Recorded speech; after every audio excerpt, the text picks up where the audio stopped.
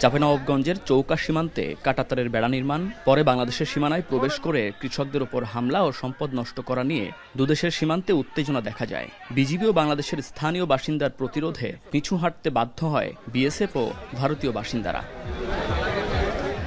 সাম্প্রতিক এই ঘটনা আশার আলো দেখায় ফেলানি বা স্বর্ণাদাসের মতো হয়তো আর কাউকে কাঁটাতারের বেড়ায় ঝুলতে হবে না, সীমান্তের ওপারে লাশ হয়ে পড়ে থাকতে হবে না। সম্প্রতি স্বরাষ্ট্র মন্ত্রণালয় বাংলাদেশের সীমান্ত রক্ষী বাহিনীকে সীমান্তে সাউন্ড গ্রেনেড ও টিয়ারশেল নিক্ষেপ করার অনুমতি দিয়েছে। আগামী মাসে নয়াদিল্লিতে ৫৫তম বিজিবি বিএসএফ মহাপরিচালক পর্যায়ে সীমান্ত সম্মেলনেও বাংলাদেশ তার অবস্থান স্পষ্ট করবে। আগের নতজানু নীতি যে আর চলবে না তার স্পষ্ট বার্তা দেবে। বুধবার আন্তঃমন্ত্রণালয় বৈঠক শেষে একথা জানান স্বরাষ্ট্র উপদেষ্টা। বলেন, এবারে সবচেয়ে বেশি গুরুত্ব দেয়া হবে সীমান্ত হত্যা বন্ধের ওপর।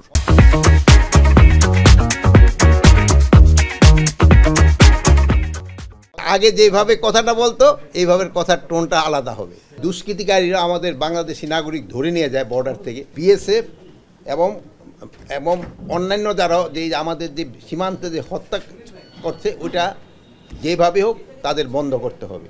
এটা কোনোভাবেই গ্রহণযোগ্য না। এই ফেন্সিডিল কারখানা এইসব কারখানা তৈরি করে আমাদের দেশে দিয়ে দেয়, এইটার এই বিষয়গুলি নিয়ে আলোচনা হয়। সীমান্তে ১৫০ গজের ভিতরে কতগুলি কাজ আছে যেটা করার নিয়ম নেই, ওইগুলি অনেক সময় তারা করতে চায়। আর কিছু কাজ আছে যেটা করতে হলে একজন আরেকজনের অনুমতি নিয়ে করতে হয়, এটা যেন অনুমতি নিয়ে করে। নদী আছে, এই নদীগুলি পানিটা যেন সুষম বন্টন হয়, এটার ব্যাপারে আলোচনা হবে। ২০১০ সালে ভারতের সাথে চুক্তিতে কিছুটা অসম বিষয় আছে উল্লেখ করেন উপদেষ্টা। বলেন, ভারতের সাথে সম্পাদিত সকল অসম চুক্তিতে সমতা ফেরানো নিয়েও আলোচনা হবে। ২০১০ সালে যে একটা চুক্তি হয়েছে, ওই চুক্তিটার ভিতরেই একটুখানি বড় ধরনের একটু সমস্যা দেখা দিচ্ছে। কিছুটা অসম চুক্তি আমরা সাইন করে ফেলছি। দহগ্রাম আঙ্গারপোতায় জিরো লাইনের দিক দিয়ে আপনি করতে পারবেন, কি বলে ফেন্স করতে পারবেন, আপনি পারমিশন দিয়ে দিচ্ছেন, বাংলাদেশ গভর্নমেন্টই পারমিশন দিছে। ওই পরিবর্তে তারা বলছে যে ৩ বিঘা করিডোরটা আমরা ২৪ ঘন্টা ইউজ করতে পারবো। কিন্তু এই ৩ বিঘা করিডোরের জন্য কিন্তু আমরা বেরুবাড়ি বহু আগেই দিয়ে দিচ্ছি। ওই জন্য আলোচনা হবে যে এই চুক্তিটা এইভাবে হয় নাই, এটা এইভাবে হওয়া দরকার ছিল। এ সময় ভারতকে কোনো ছাড় দেওয়া হবে না বলে হুঁশিয়ারি দেন বিজিবি মহাপরিচালক। আমাদের পক্ষ থেকে কোনো ছাড় নাই, যেগুলাতে আমরা মনে করেছি যে না আগে আমরা ডিপ্রাইভড হয়েছি, এগুলাতে আমরা শক্ত ভয়েসে কোনো ছাড় দিব না।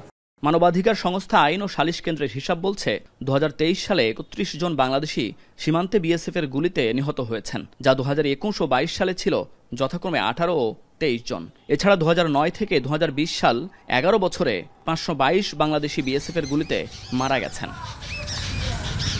মুন্নাফ রশিদ, এখন, ঢাকা।